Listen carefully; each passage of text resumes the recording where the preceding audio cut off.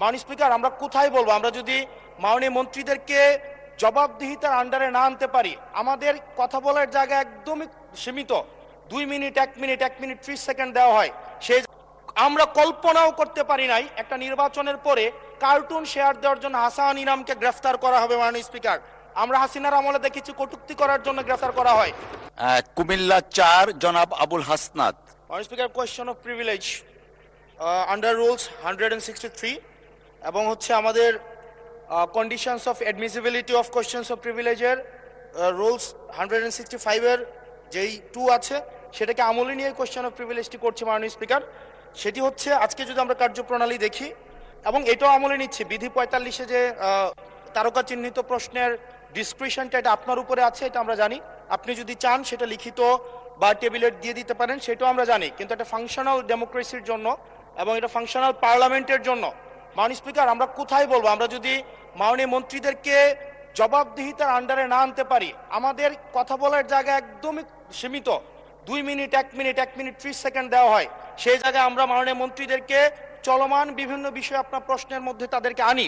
কিন্তু আমরা দেখেছি গত 2 সপ্তাহের সেশনে আমাদের এই যে তারকা চিহ্নিত প্রশ্নগুলো সংসদের কার্যপ্রণালীতে থাকলেও সেগুলো শুধুমাত্র টেবিলে দিয়ে দেওয়া হয়, যার ফলে আমরা মন্ত্রীদেরকে আমরা প্রশ্ন করতে পারি না।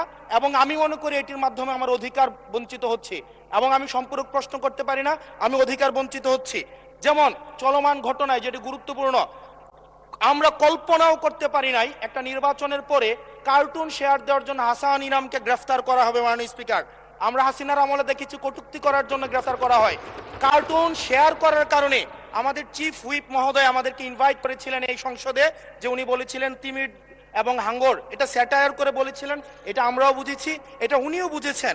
কিন্তু মাননীয় স্পিকার, দুঃখজনক বিষয় হচ্ছে যে এই কার্টুনটি শেয়ার করার কারণে আমাদের মাননীয় চিফ হুইপ মহোদয়ের এক কর্মী মামলা করেছে 25 ধারায়। যে মামলা 25 ধারায় যদি সংক্ষেপে বলি, আপনি মাননীয় স্পিকার, মাননীয় সদস্য, 1 মিনিট। মাননীয় স্পিকার, আমরা এমনি সুযোগ পাই না, সুযোগ দেওয়া হয় ঠিক না। আছে, আমরা কবে ট্রেজারি ব্রাঞ্চে যাব, 45 মিনিট ধরে কথা বলবো, অবশ্যই বলবো, সেদিন অবশ্যই ইনশাআল্লাহ আসবে। মাননীয় সদস্য, আপনি একটু শেষ করুন দয়া করে। Just 1 minute. মাননীয় স্পিকার, 25 ধারায় রয়েছে, যে বিধিতে মামলা হয়েছে 25 ধারায় রয়েছে যৌন নির্যাতন করা হইলে, সংক্ষেপে বলছি, তাইলে এই ধারায় মামলা করা হবে।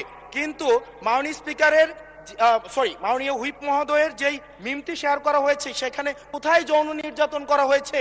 এখানে একটা মিম শেয়ার দেওয়া হয়েছে যেখানে দেওয়া হয়েছে তিমি মাছ সবাইকে সার্ভ করা হচ্ছে। এবং এই ধরনের মামলায় আমাদের এই অভ্যুত্থান পরবর্তী সময়ে বিরোধী দল মতকে দমন নিপীড়নের জন্য গ্রেফতার করা হচ্ছে এবং জামিনও দেওয়া হচ্ছে না।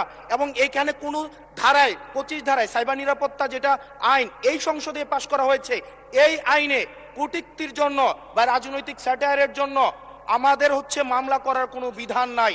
সেই জায়গাতে এই প্রশ্নগুলো আমরা কাদেরকে করব? যদি আমাদেরকে আমাদের এই মৌখিক প্রশ্ন উত্তর পর্বটি যদি আপনারা বাদ দিয়ে দেন, তাহলে আমরা কাদের কাছে প্রশ্ন করব? এটা একটা মনোলগ সেশন হবে, এখানে সবগুলো স্ক্রিপ্টেড থাকবে, মন্ত্রণালয় থেকে যে উত্তর রেডি করে দিবে সেটাই। আমাদের মন্ত্রীরা কাজ করছেন, পরিশ্রম করছেন, কিন্তু আমাদের সাথে তাদের যে জবাবদিহিতার যে সম্পর্কটা, এই সম্পর্কটা এই সংসদে নিশ্চিত হচ্ছে না।